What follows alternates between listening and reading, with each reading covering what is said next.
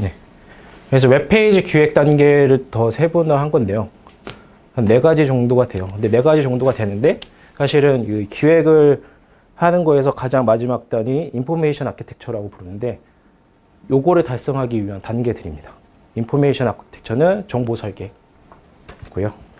그래서 가장 첫 번째로 저희가 해야 될 거는 이 웹사이트의 주제와 목적, 이거를 왜 만들어야 되고 무엇을 위해서 만들어야 하는가 가 가장 우선시 우리가 가장 고민을 해야 될 부분이 되겠고요.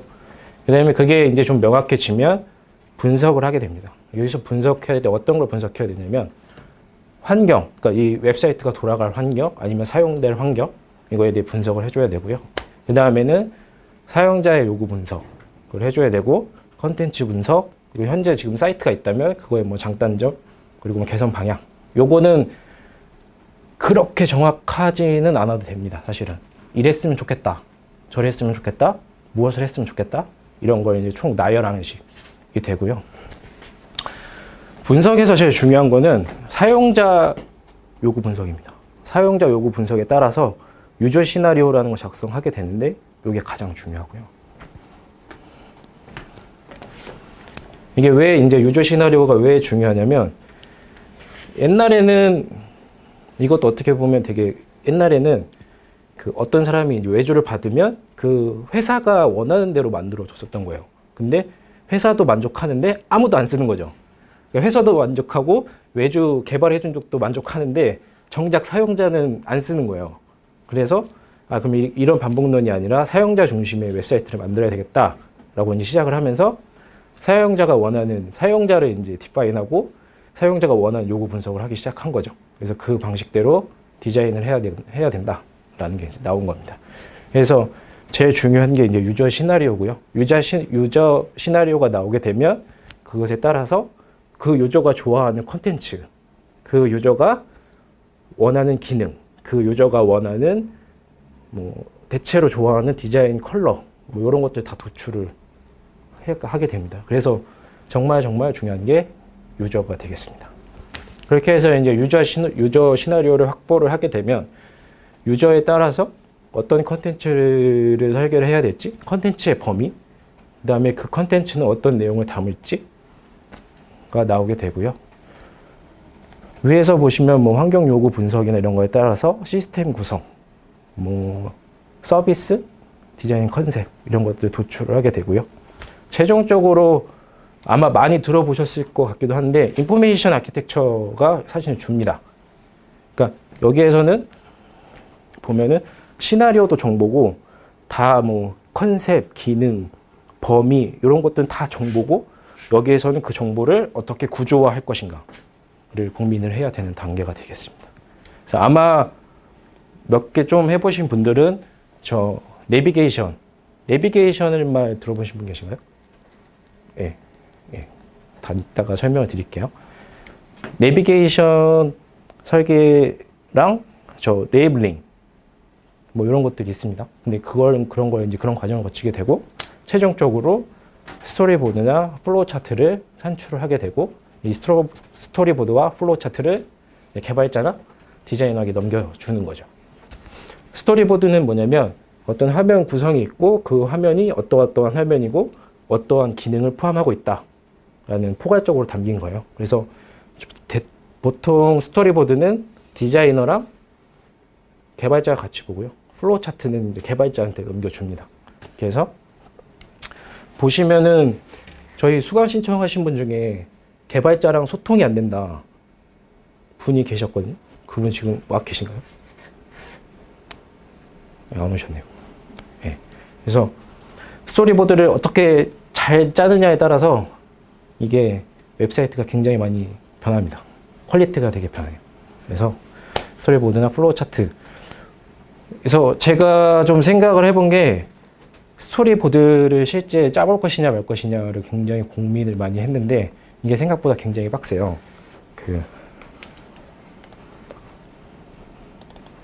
잠시 제가 스토리보드를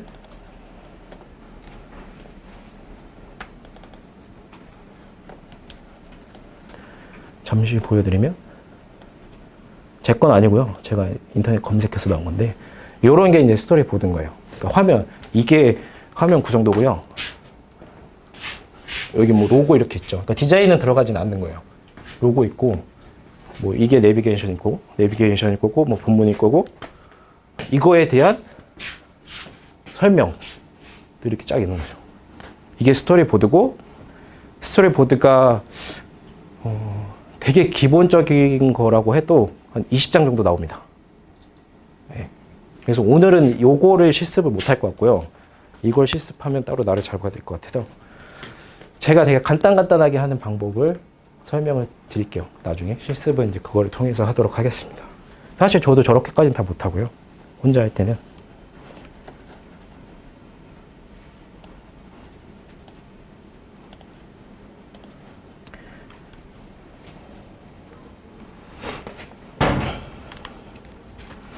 그래서 사실은 실습을 이걸 먼저 하고 들어가려고 했는데요. 이게 뭐냐면 제가 외주 받을 때나 아니면 일반적인 기업에서 외주 줄 때 최소한 이 정도는 작성해 와 라는 게 있어요. 그게 이제 뭐 프로젝트 프로파일러라고 있는데 제가 이걸 실습을 조금 있다가 좀 마저 많이 설명을 드리고 조금 있다가 저희가 진행 좀 할게요. 웹페이지 기획을 좀 설명을 드릴게요. 서두에 말씀드린 것처럼 분석 단계에서는 주제와 목적을 먼저 디파인을 하게 됩니다. 그 외주를 받을 때 가장 당혹스러운 거는 전화가 와서 가면은 그 웹페이지 만들어 주세요. 각 끄시신 분들이 굉장히 많아요. 그러니까 단체 웹페이지가 필요합니다. 그래서 딱 가면 그냥 만들어 주세요라고 이제 끝나는 분이 계시거든요. 그러면 이제 저희가 여기서부터 시작을 해야 되는 거예요. 그래서 여기서부터 시작을 하면 돈이 되게 많이 듭니다. 예. 근데 제가 말한 기획을 어느 정도 들고 가서 이거를 드리면 아마 금액이 많이 세이브가 될 거예요. 왜냐면 그쪽에서 해야 되는 일을 저희가 해준 거니까. 그래서 처음에 하실 거는 우리가 이거를 왜 만들어야 되는지. 그러니까 뭐 단체 소개, 보통은 단체 소개가 많으신데 단체 소개를 하는데 그 단체 소개가 무엇을 위해서 우리가 소개를 해야 되는가. 네. 그러니까 단체 소개를 하고 싶은데 그 소개를 왜 해야 되는가까지도 좀 고민을 하시면 좋고요. 그 다음에 이제 벤치마킹을 하게 되죠. 그래서 다른 사이트들을 막 검색을 해봅니다. 주로 벤치마킹을 어떻게 하냐면 우리와 같은 브랜드인 거 한 3개 정도 하고요. 주제가 같은데 3개 정도 하고요. 그리고 디자인 관련해서 한 3개 정도 합니다. 그렇게 하면 좀 9가지가 되죠. 그 정도 되면 벤치마킹은 어느 정도가 돼요. 그래서 동일 산업군의 같은 브랜드를 가진 사이트 3개, 그리고 다른 브랜드지만 비슷한 주제를 가지고 있는데 3개, 그리고 디자인 쪽으로 3개, 그리고 마지막 하나로 더 하자면 내가 좋아하는 사이트 하나, 뭐 한두 개 정도 이렇게 하게 됩니다. 그래서 벤치마킹 하실 때 주로 보셔야 될 게 뭐냐면 그 디자인에 좀 민감하시면 레이아웃, 그리고 뭐 내비게이션, 이거는 제가 설명드릴 거고, 컨텐츠, 어떤 컨텐츠를 가지고 있는지 해야 되고, 사실 요 주제와 목적 벤치마킹을 통해서 우리가 도출해야 될 거는 타겟 사용자가 되겠습니다. 근데 요새는 다들 페이스북 페이지 하시나요? 그래서 페이스북 페이지를 하게 되면 타겟 사용자를 지정하는데 많이 어렵진 않아요. 제가 잠깐 보여드릴게요.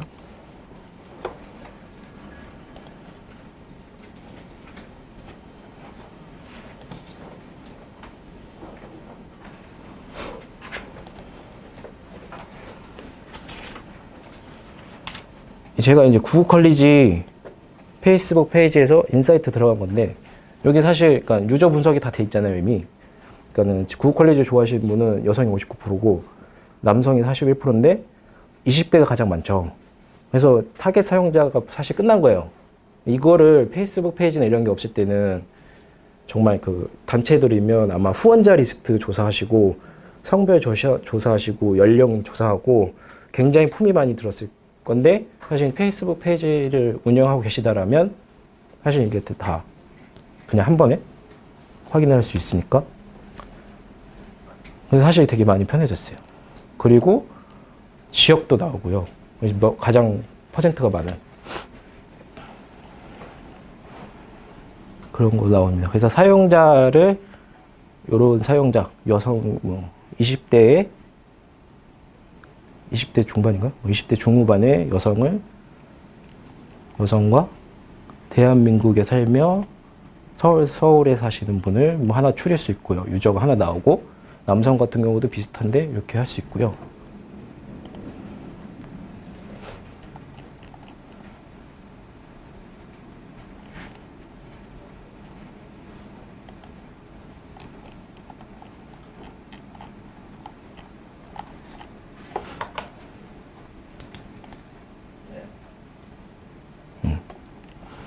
그리고 또 페이스북을 보면은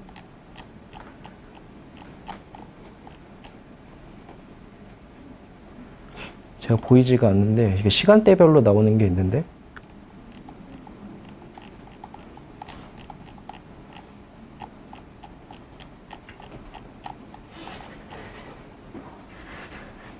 요건가? 예.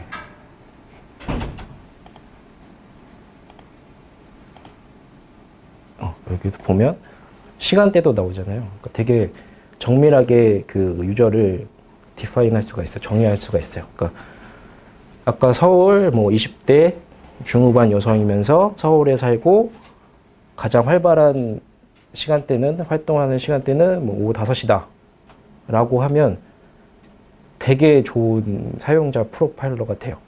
유저 디파인 하는 게.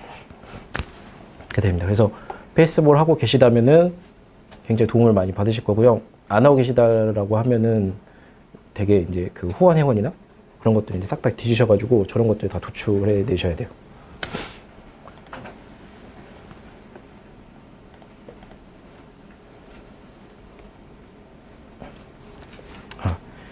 그렇게 해서 타겟 사용자 분석이 중요하다고 말씀드렸는데 사실은 이제 요거 하려고 한 겁니다. 유저 프로파일.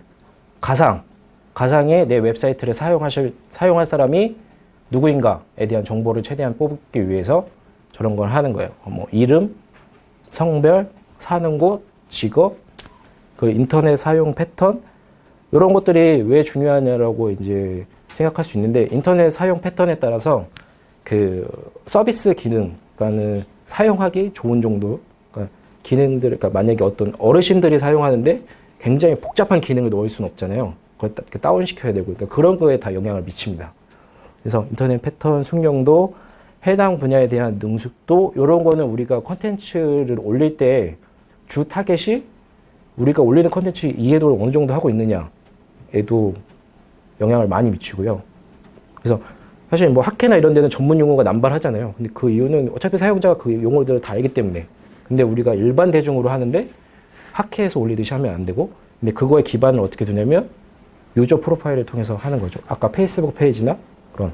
그리고 사실 페이스북 페이지 같은 경우는 경쟁 페이지도 설정을 할 수 있어서 경쟁 페이지의 데이터도 조회가 가능해요. 그래서 그걸 통해서 할 수도 있고, 그리고 그 해당 측에서 무엇을 좋아하는 것까지 다 나옵니다. 그걸 통해서 이제 하실 수도 있고요.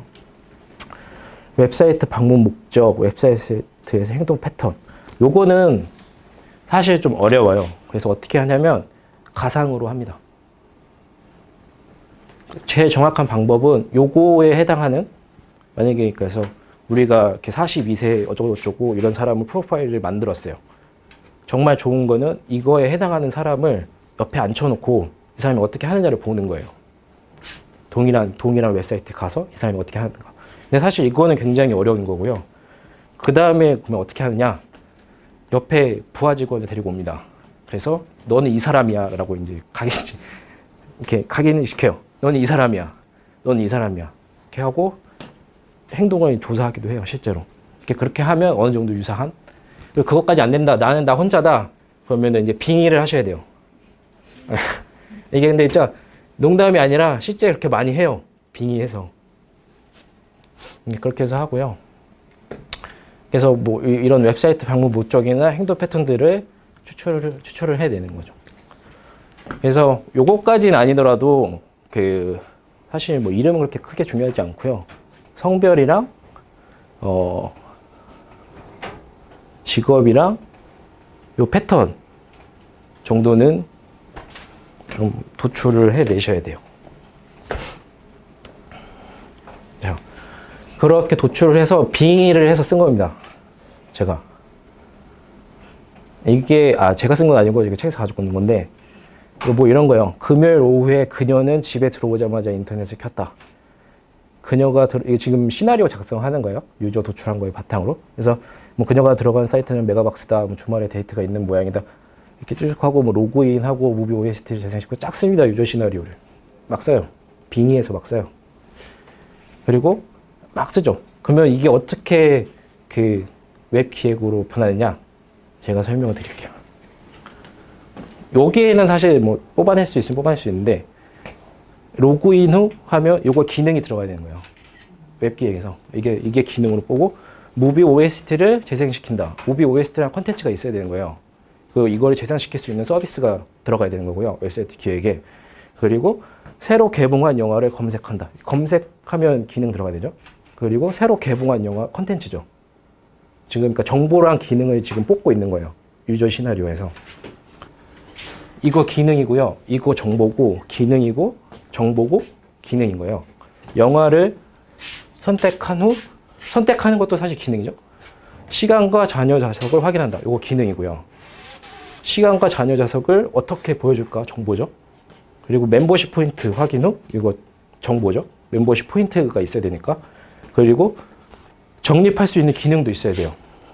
그래서 제가 시나리오 쭉 쓰고 거기를 통해서 뽑아낸 거예요. 기능하고 정보를. 그래서 한번 또 쭉 볼게요. 바로 영화평을 해보니 영화평을 할 수 있는 기능이 있어야 되는 거예요. 반응이 좋지 않았다. 이것도 뭔가 사실 체크는 안 했지만 반응이 좋지 않았다는 정보가 있어야 된다는 얘기죠. 그리고 예매를 취소해야 되고 취소하는 기능이 있어야 되고 다시 뭐 검색해야 되고 박스 오피스 메뉴로 들어가 박스 오피스라는 정보가 있어야 되는 거죠. 등급화하는 정보가 있어야 된다는 거고 1위 영화를 보여줘야 된다는 거예요. 그리고 여기서 되게 이제 중요한 포인트인데 갑자기 네티즌 평이라는 게 나옵니다. 사용자가 새로 추가된 거예요. 그러니까 그녀라는 관점에서 딱 썼는데 네티즌 평이라는 게 딱 나와요. 그러면 여기에서 해결할 수 있는 사람이 아니라 다른 사용자 유형이 나온 거예요. 네티즌. 그러면 다시 네티즌으로 비닝해서 이 네티즌은 이걸 어떻게 쓸까를 다시 써야 돼요. 유저 시나리오를. 그렇게 한 거고 또 예매를 한 회원. 여기도 또 나오죠. 사용자가. 그녀는 그냥 회원이었고 근데 보니까 예매를 한 회원이라는 유형이 또 나와요. 그러면 이것도 다시 빙의를 해가지고 다시 유저 시나리오를 뽑아내야 돼요. 그래서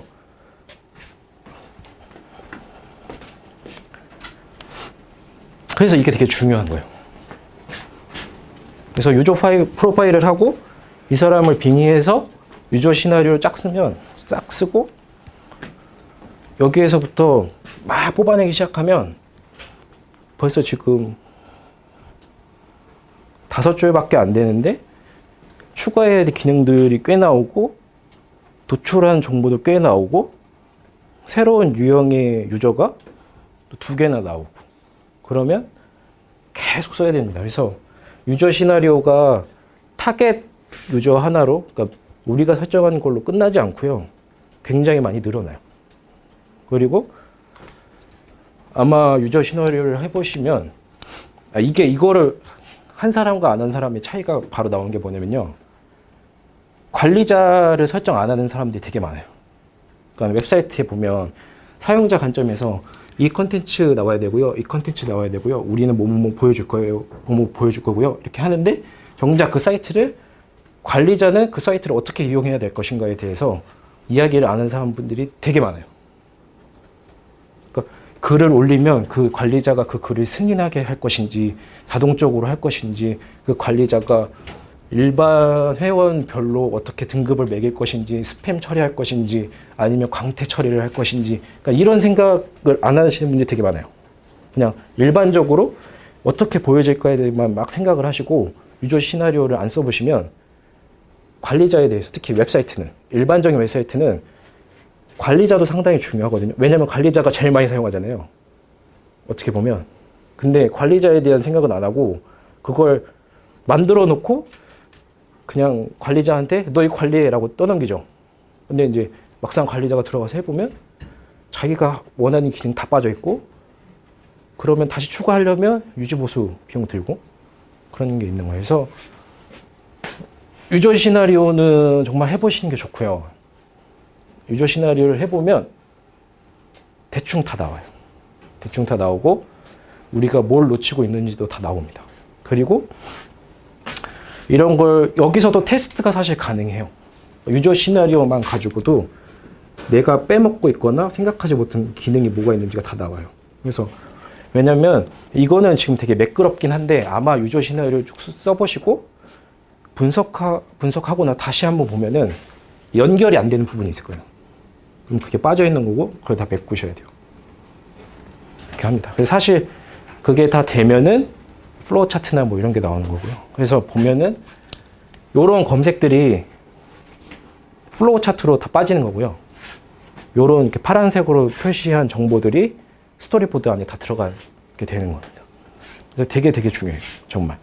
그러니까 실제로 제가 외조를 받아서 개발을 하는 게 아니더라도 기획 단계나 아니면 그 외주사에 사실 기획자가 있다고 하더라도 이걸 한번 해보신 분과 안 해보신 분하고 대화를 하면 되게 달라요. 그래서 아마 요걸 해보시면 굉장히 자기가 원하는 웹사이트에 나올 확률이 되게 높습니다.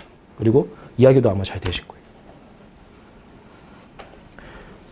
그래서 제가 다시 말씀드리지만 그 시나리오 분석할 때 유의사항은 가능한 많은 시나리오. 그래서 뭔가 제약을 받지 말고 이 사람이 이렇게 행동을 할 것이다, 이렇게 행동을 했으면 좋겠다 라는 걸 최대한 많이 쓰시는 거예요. 최대한 많이 쓰고 거기에서 최대한 컨텐츠와 서비스를 도출할 것. 이건 어차피 기획 단계이기 때문에 제약을 받지 마시고 하시는 게 되게 중요해요. 그리고 두 번째로 분석 과정에서 보면 다른 유형의 유저가 반드시 나온다. 정말. 그러면 그 다른 유형의 유저가 나오면 그 유저에 따라서 시나리오를 또 쓰셔야 되는 거. 이 두 가지가 굉장히 중요합니다.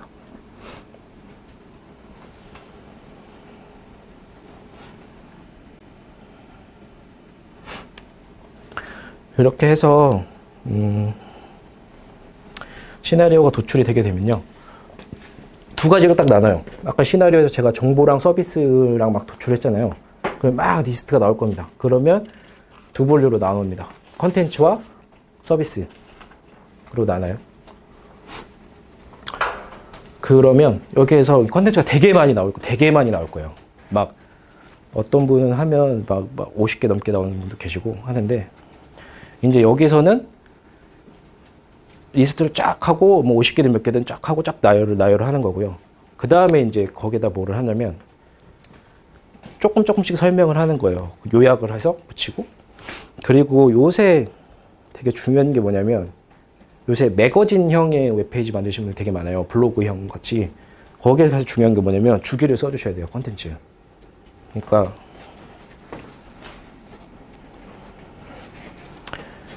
보면은 여기서 저희가 정보를 뽑아서 박스오피스라는 정보를 도출했어요. 근데 박스오피스는 좀 쉽잖아요. 뭐 1위부터 10위? 근데 이거를 몇 주 동안 할 것이냐. 왜냐면 사용자가 어제 들어왔어요. 그리고 오늘 들어왔는데 또 다른 정보를 보여줄 것이냐, 3일 간격으로 다른 정보를 보여줄 것이냐. 그러니까 이거에 따라서 들어온 사람이 어제 들어왔더니 그러니까 어제 들어오고 오늘 들어왔더니 내용이 똑같아. 그러면 그 다음날 안 들어올 수도 있거든요. 그래서 그 주기를 해줘야 되고, 이게 왜 중요하냐면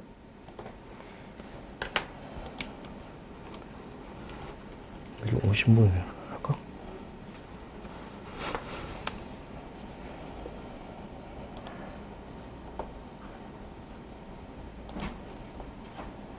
자, 요새 굉장히 이거 MPO 지원센터 건데 안 오신 것 같아요. MPO 지원센터 건.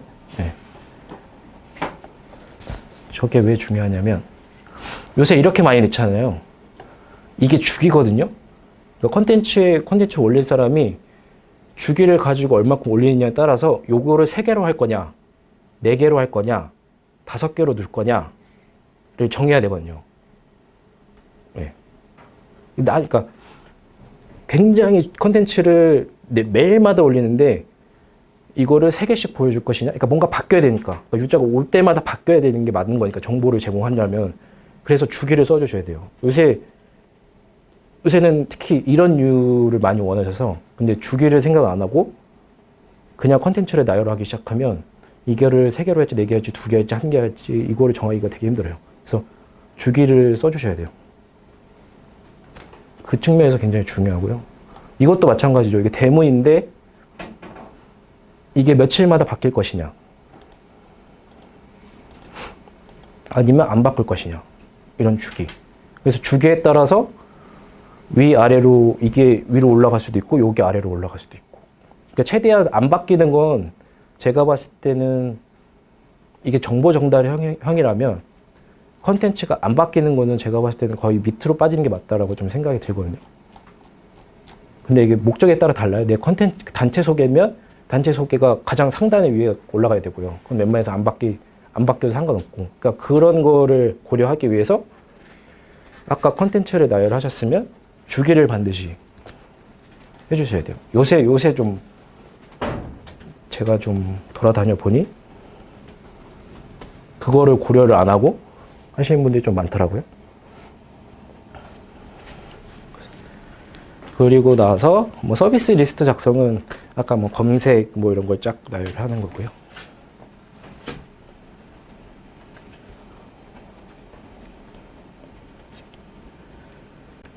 자, 그 다음에는 되게 중요한 이제 인포메이션 아키텍처 정보 설계에 관련된 겁니다. 저희 이론은 거의 다 한 것 같아요.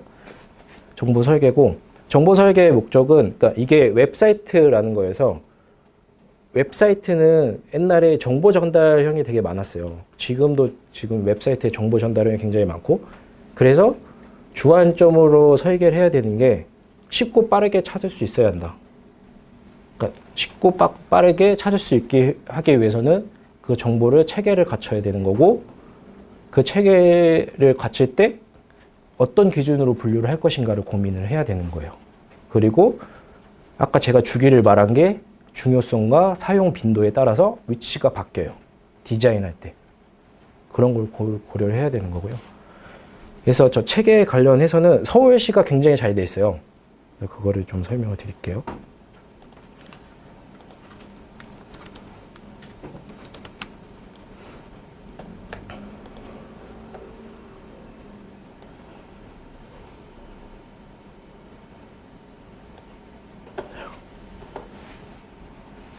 자, 보면 아까 그 정보 설계라는 건 정보를 쉽게 빠르게 찾을 수 있어야 된다. 그리고 그거를 분류를 해내야 된다.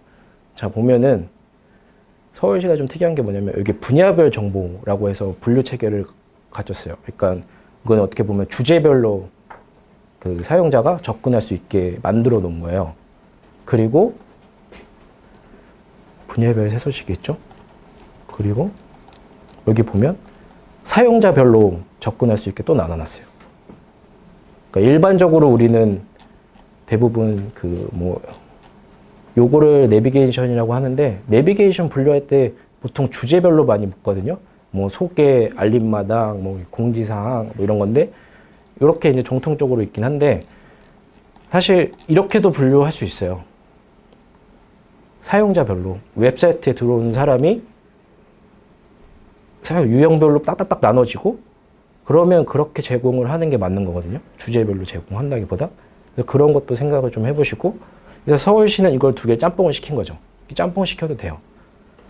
이거에 반해서 좀 이상한 데 설명드릴게요. 거기도 서울시 건데 이거는 여기 서울 디지털대단이라고 있어요. 있는데 관계자 없으시죠? 네, 자, 보시면 딱 아실 거예요. 뭐가 좀 이상한지. 자, 전통적으로 그 내비게이션 있죠. 이건 이상하진 않아요. 그냥 주제별로 어떻게 보면 나눴죠. 정보 설계를. 자, 근데 밑에 보면 재단 소개, 뭐 요건 없네요. 자료실 교육 행사 1대1 문의. 근데 사실 요거 때문에 헷갈린 거죠. 재단 소개가 여기 있는데 위에도 있는데 요거는 뭐 하는 걸까? 그죠? 요거랑 뭐가 다른 거지? 여기를 이걸 왜 갖다 놓은 거지? 이런 생각을 품으면서 쭉 내려가면 이게 또 나와요. 그러니까 지금 똑같은 걸 3개 배치해 놓은 거예요, 거의.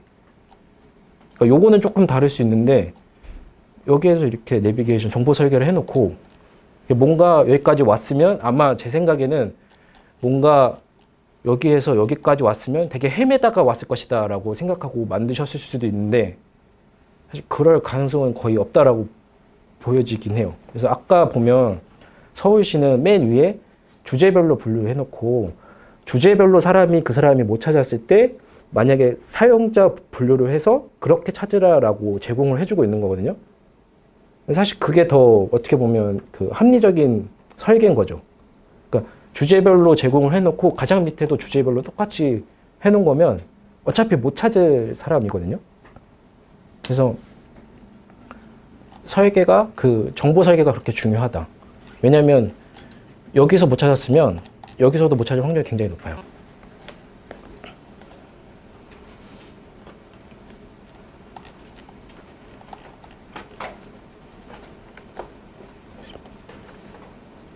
그래서 지금이 3시니까요. 제가 잠깐 빠르게 지금까지 한 거 설명드리고 한 10분 쉴게요.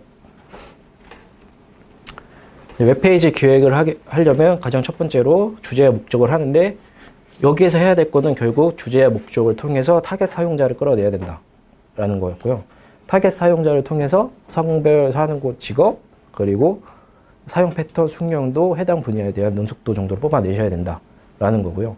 그거에 빙의해서 시나리오를 한번 쓰셔야 된다라는 겁니다. 그 시나리오를 통해서 저렇게 정보가 무엇을 도출해야 되고 기능을 무엇을 도출해야 되고를 해서 쭉 뽑아내셔야 된다. 그리고 이거 할 때 유의할 사항은 가장 많은 최대한 뽑아낼 수 있는 것만큼 뽑아내시라. 그리고 그 두 번째로 유의하실 거는 다른 유형이 나온다.